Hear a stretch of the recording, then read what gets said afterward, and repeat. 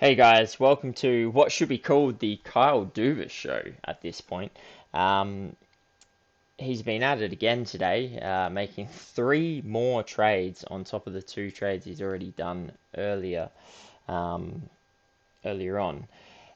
So on top of the Ryan O'Reilly and Noah Keary trade, he's done the Jake McCabe and Sam Lafferty trade, which happened just yesterday, and then today he's now done three more trades, basically acquiring two more veteran defenders to sort of shore up that Leafs blue line and give them a bit more grit.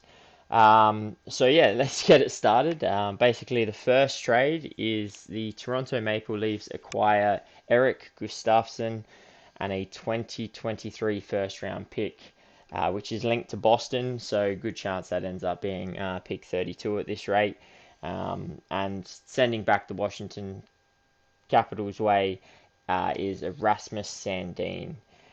So yeah, obviously they've let go of the young defender um, to sort of bring in a veteran presence and a bit more grit in Eric Gustafsson. Not to mention, he's got a bit of playoff experience heading to the Cup final with Montreal a few years back. And yeah, overall, I think he's just trying to sort of shore up that blue line and bring in some players that he knows have some you know deep playoff experience. Um, they've got, I think, something like eight defenders now that they could pretty much nine actually. I think Connor Timmins as well, so nine defenders that they can rotate um, throughout the rest of the season and in the playoffs. So, talk about defensive depth, which has always been a sort of issue for the Toronto Maple Leafs. But yeah, I mean, this first trade I think's really quite good for Washington Capitals. They acquire a young up and coming defender in Rasmus Sandin. They hand over essentially a defender that's probably going to walk at the end of the season in Gustafsson and a first round pick that ultimately is probably going to be a very late first round pick at this point, unless Boston get upset in the playoffs. Um, yeah, so ultimately the first one, I see what Kyle Dubas is trying to do here. He also brings back that first round pick for them, which they currently don't have their 2023 or 2025 first round pick. So to be able to pull one of the first round pick back and also get in a veteran defender with playoff experience, very very good trade from him. Not to mention frees up about 600K in salary cap, which we know the Toronto Maple Leafs need quite dearly. So yeah, that first trade I think is pretty good on both fronts. Really, I think Washington Capitals get a piece that could potentially help them in a retool, which we know they're going to have to do. And with some of these moves they're making, I think they've made it quite obvious that they're not really going to push for a cup run this year. They're going to try and sort of retool and get a few pieces in, move out some of those UFAs for something to sort of speed up any retooling that they do need to do before ultimately Ovechkin and Backstrom and stuff sort of give it away. Moving on to the second trade of the day for the Toronto Maple Leafs, though, uh, the New York Islanders acquire Pierre Engvall from the Toronto Maple Leafs for a 2024 third round pick. Now, basically, this is just off the back of all of the depth trades that they've been doing in terms of, obviously Sam Lafferty, Noah Keary, not to mention, they add Ryan O'Reilly to that lineup as well. So, you know, Engvall is a UFA at the end of the year. He's really only a depth winger. Um, they just don't need him. Not to mention he's got a $2.25 million cap hit, so it's quite obvious that they wanted to clear some space. and essentially they just took whatever they could get from New York Islanders, being that 2024 third round pick. So yeah, another fantastic trade. This one for the Leafs. Honestly, um, you can tell the man's sort of stressing a little bit about his sort of career and his job, because he is pulling all the stops to try and make the Leafs as threatening as possible this year, because he knows that after all of the first round exits they've had, the players he's brought in through his time, like if it doesn't happen for them, eventually changes are going to happen, and generally it starts with either a head coaching change or a GM change. So he knows that his job's on the line, but my God, these trades, he's working wonders, seriously. If they don't get out of the first round this year, I will be stupidly surprised and shocked. I mean, yep, they're coming up against a very dangerous Tampa Bay Lightning, which we've mentioned time and time again, just how ridiculous the playoff structure is, and how poorly it works, given that you're going to have a team that's currently sitting fourth in the NHL kicked out in the first round, basically, fourth and fifth, and then you've got, I think, the Devils and the Rangers third and sixth. Two of those, are going to be kicked out in the first round. So, but Dubas is doing as much as he can to try and prevent that and try and get them to run as deep as possible, because, yeah, you can definitely feel the tension.